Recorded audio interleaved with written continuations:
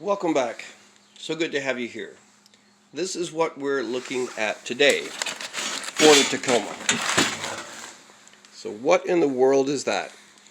This is an OEM Tacoma part, and oddly enough, it's sometimes described as a radiator splash shield.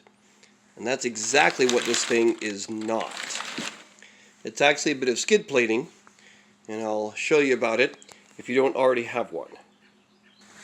Now this is the front skid plate that you might recognize that covers the from the bumper to the engine here, and this piece is actually meant to go right up to that. You can kind of see right there.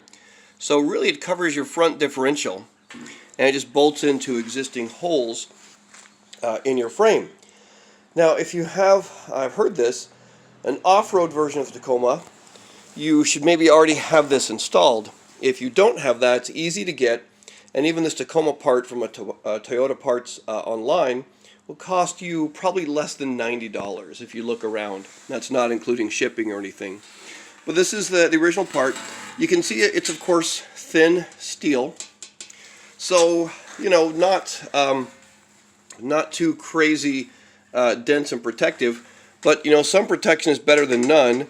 And again, the price is not bad. It's tough to find just this part alone from any other place that makes aftermarket skid plates. Sometimes it'll be part of the front skid plate, kind of built along with that. Sometimes you can get it as part of a whole system that goes all the way across. But I think it might be tough to find one just to cover this area. And so again, thinking about doing things on a budget, I'm trying this Tacoma part and showing you where it goes and how it should fit in.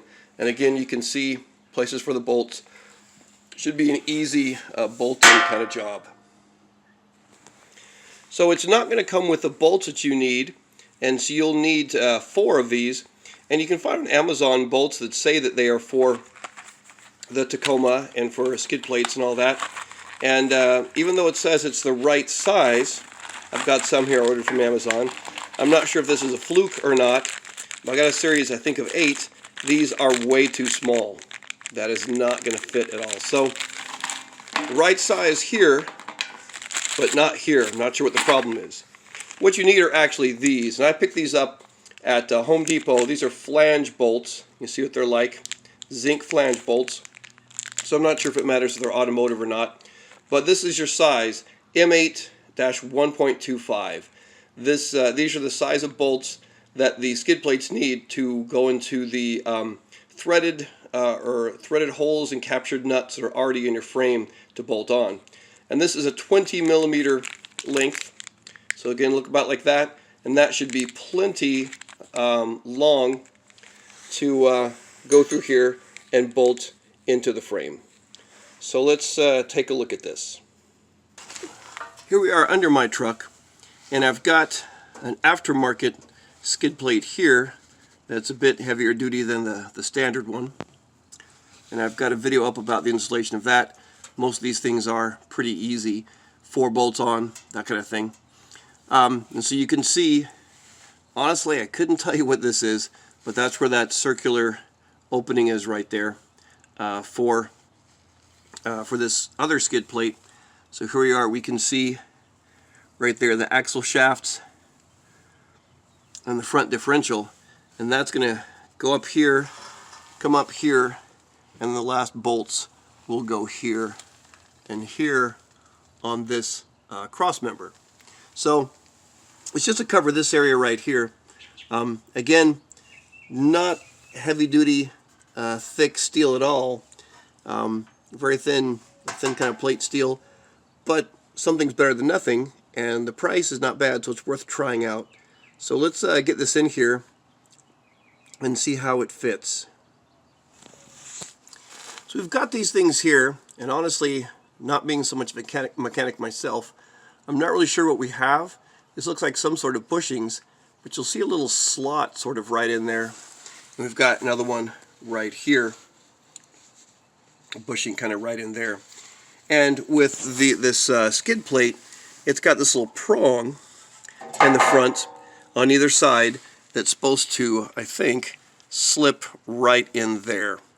And then The holes to bolt this up are going to be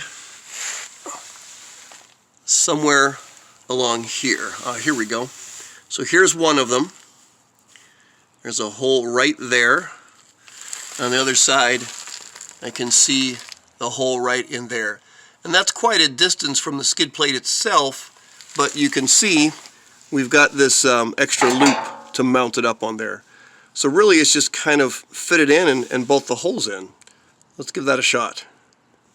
Now in this back hole here, right here, there's a little prong that sticks out and it goes in this hole in the cross member right in there. So you want to slide that in there while at the same time you're sliding those prongs there I mentioned into these bushings and getting that lined up. So you know, four bolts. It's just kind of holding in loosely now with no bolts yet, and so I'll get the bolts in and we'll see what that looks like. But that's it, just kind of sitting loosely in place at the moment.